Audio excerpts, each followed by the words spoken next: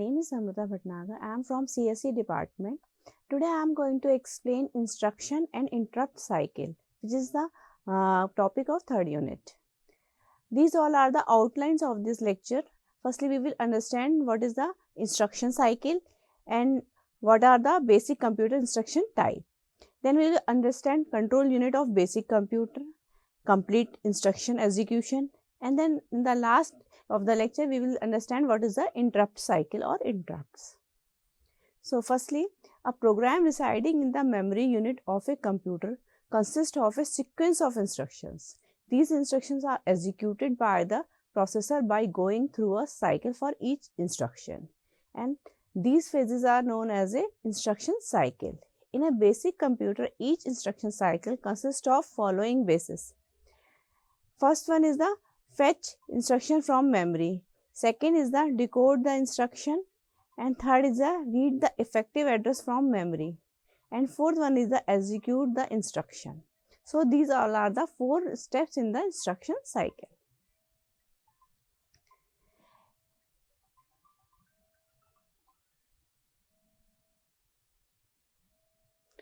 So basically these are the 4 step fetch, where when we fetch the instruction from the memory into the instruction register.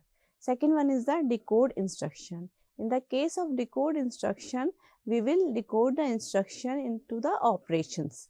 In the next step, this is the read address from the memory. In this step, we will read the operand for the particular operations, and we will have the effective address of the operand in this case. And last one is the execution of the instruction. So these all are the 4 phases in the instruction cycle by which go through by a particular instruction.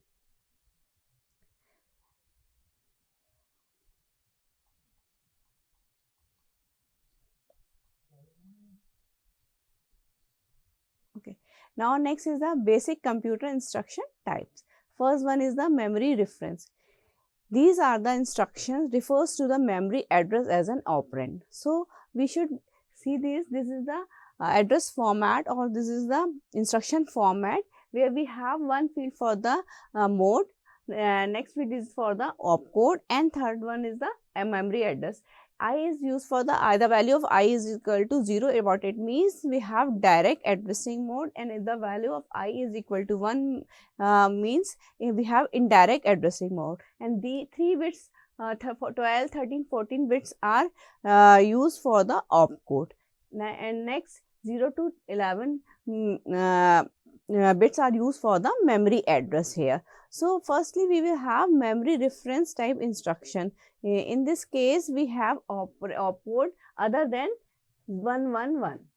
Okay, so it will start from the 000 and it will go to the 011, and this is known as a memory reference instruction. The value of I can be 0 or 1. It can be a direct addressing mode, it can be a indirect addressing mode. So in this case, we have taken 0 to 15 means 16 bits of instruction register. In the next case, this is the register reference instruction, where we have the value of 15th bit is 0 and the value of 12, 13 or 14 bits are 111, which is the last value of the combination of 3 bits, and last one is the register operation. So this is known as a register operation when we have 0, 1, 1, 1 in this particular bits, then it is known as a register reference instruction. Now next one is the input output instruction. In the case of input output instruction, we have here in the address part we have input output operation, and the value of the opcode and the indirect bits are 1, 1, 1, 1. What it means, this is the input output instruction. Now next is the hardwired control unit. How we can use decoding, fetching and other operation in the CPU. So the use of control unit is to control the overall operation of the CPU. So here we are going to go through with the hardwired control unit. So you can see here we have a instruction register where we have 0 to 11 memory address bit, 12, 13, 14 bits are for the operand and 15 bits is for the addressing mode. So we can see here these is a scenario when a particular instruction have fetched from the memory to the instruction register. Now the opcode bits will be decoded by a decoder, because we have 3 bits for the operand opcode, then so that we are using here 3:8 decoder. So you can see here we have 8 outputs here. So and these 8 outputs are known as D0, D1, D2, D3, D4, D5, D6 and D7. And next you can see here is the 0 to 11 memory address of the operands, and I is used for the addressing mode. The value of I and I can be 0 or 1. If the value of I is equal to 0, it means we are using direct addressing mode. If the value of I is equal to 1, it means we are using indirect addressing mode. So, and you can see here this is the control unit, which is consist of different type of logical gates, because we are talking about here hardwired control unit. What it means, the control unit generates the signal, control signal, and these signals can be generated by the hardware, which is known as a control logic gates. So this is the control unit which is used as a hardware logics are used here to generate the control signal. So you can see here these all the different bits are going to this control unit as a input for the control unit, so that at last this control unit can generate the control outputs or control signal. And next you can see here these are the combination. This arrangement is for the generating the timing signal. In this arrangement we have decoder of 4:16 and 4-bit sequence counter, which generate the timing signal from T0 to T15, and these all signals are also going to the control unit. After the using this all inputs, control unit will generate the control signals here.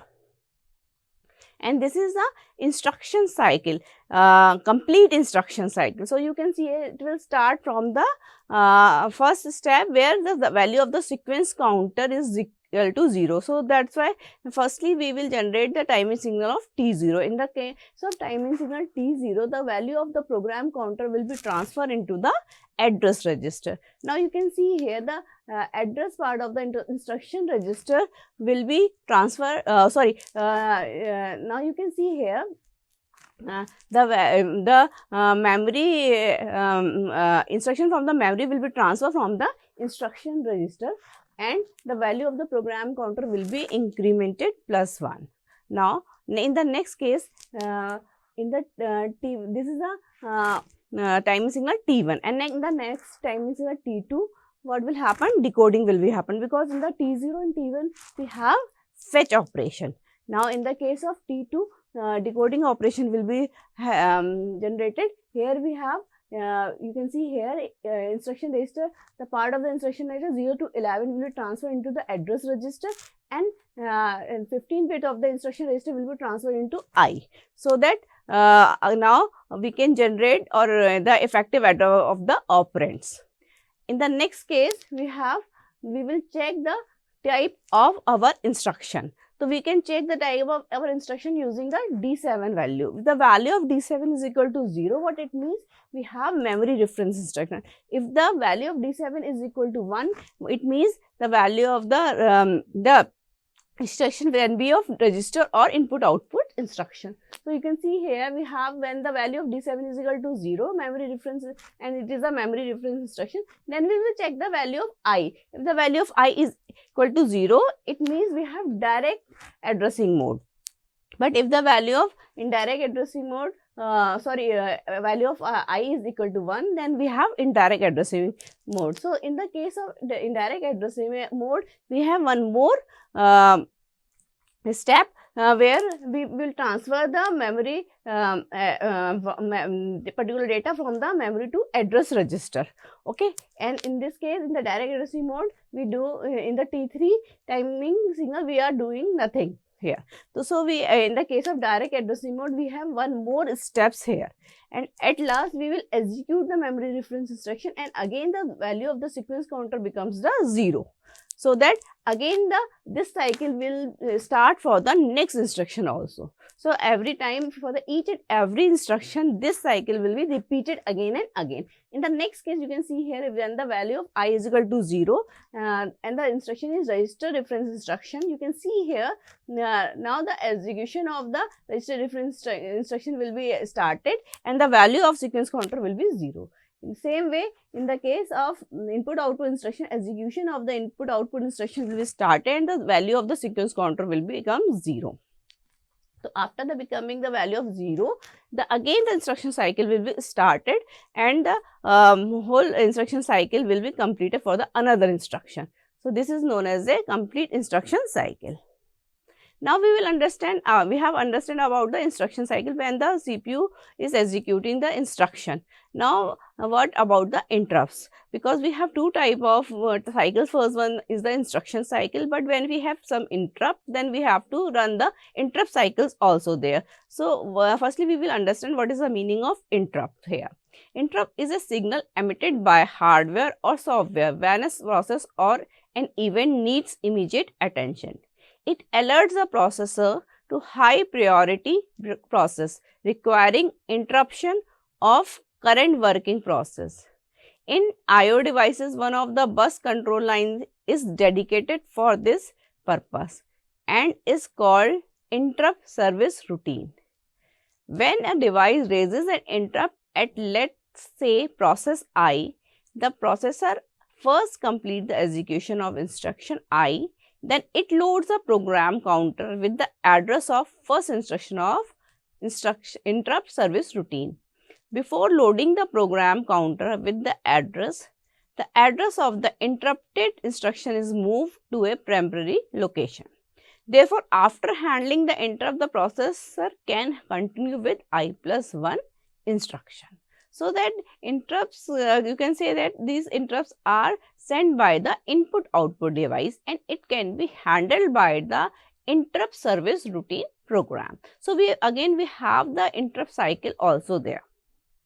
Now you can see here, this is an example of input output interrupts. You can see here we have a keyboard which is an input device which is sending the signal to the transmitter interface, and then we have the value into the input register, because when we press the keyboard we have a particular input value into the input register through the transmitter interface. If the value of input register is 1 or something value is in that input register, then the value of FGI will be 1, which is showing that the flag is 1, means we have the interrupt from the input device. So when this input device will send the data into the accumulator. Now there will be processing in the accumulator, and after that again this value will be displayed into the monitor or printer. Here we have printer, so this particular generated value will be go to the output register. When it comes to the output register, the value of FGO will be 1. What it means, now the interrupt done by a particular output device. That's why FGO will be 1, and then this data will be sent to the printer using the receiver interface. So this is the process how the input output devices interrupt to the particular system, and how this FGI and FGO flag becomes 1. So this flag, the value of this flags 1 shows the output or input output devices have interrupted to the CPU. So by checking this value, the value of the FGI and FGO, we can find out that the interrupt has been done by the keyboard or printer. Now you can say this is the interrupt cycle. So the value of R showing that if the value of R is equal to 0, what it means, CPU will run the normal instruction cycle. If the value of R is equal to 1 means now processor will run the interrupt cycle. So we will start with the instruction cycle. When the CPU is running normal instruction, then these instruction cycle step will be done: fetch and decode the instruction, execute the instruction, and this way all the instructions will be follow the instruction cycle. But in between the value of I, and if we will check the value of I, and I is the interrupt enable signal. If the value of interrupt enable signal is 0, then there is no need to again check the other flags, because there is no interrupt. What IEN is equal to 0 means there is no interrupt. But if the value of IEN becomes 1, what it means, there is an interrupt from the input or output device. Then we will find out that this interrupt come from the input device or output device. So you can see here the value of FGI. If the value of FGI is equal to 1, then it becomes the value of R1, because now we will execute the interrupt cycle. Now we have the interrupt from the input device. Now if the value of FGI is equal to 0, then we will check the value of FGO. If the value of FGO is equal to 1, then again we will change the value of R is equal to 1. If the both values are 0, then there is no need to change the value of R. So if the value of R is equal to 1, then the interrupt cycle will begin here. So you can say here, store return address in the location 0. M0 is the value of program counter transfer into location 0. Now what is the use of location 0 and why we showing this location 0 here? So in the next PPT we can understand. So you can see here a particular scenario before the interrupt. So you can see here, this is the main program which is executing, and the 255 instruction is executing now, and the value of the program counter is 250 here, 256 here. So now if there is any interrupt happen, then what will be happen? So you can see here, there is a interrupt service routine program written into the 1120 location. So okay, so when a particular interrupt occur, what will happen? You can see here, then the value of program counter will become PC is equal to 1 become 1, because now the we have already stored the value of previous value of the program counter into the 0 memory location. Okay, we are here, you can see here we are transferring the value of the current program counter into the memory location 0. Now you can see here, now at the memory location 0 we have stored 256. Now the value of program counter will be 1 here.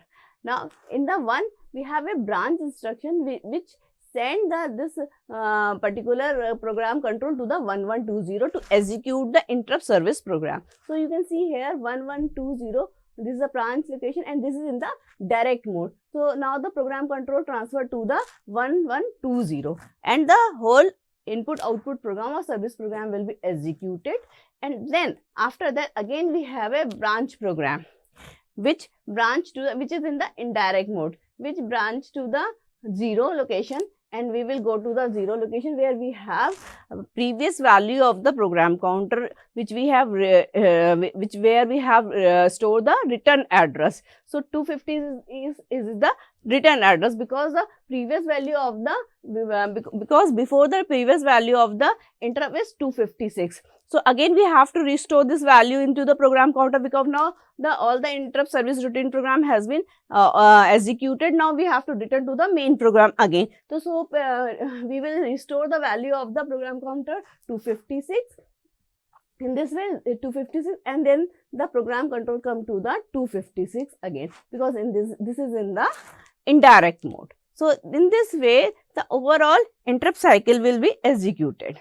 So you can see here, firstly we will store the return address in the location 0, and then and the value of the program counter will be transferred into the location 0, and then the value of program counter will be increased to 1. Now the value of program counter is 1, and then we will jump to the interrupt service routine program, and then again the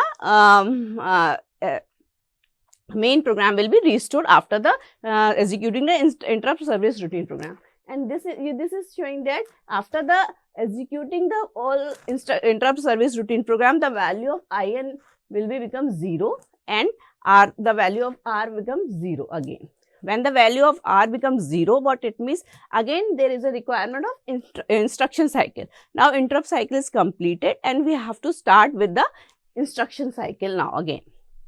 So in this way, you can see here the value of R will decide the interrupt cycle will execute or the instruction cycle will be execute. If the value of R is equal to 0, it means there is no interrupt and instruction cycle will execute easily. And if there is any interrupt, the value of IEN becomes a 1 and we will check FGI and FGO, and then the value of R equal to 1. Then only interrupt cycle will execute here. So in this way, instruction cycle and interrupt cycle will be executed turn by turn. So okay, for this lecture, this topic is completed. Thank you.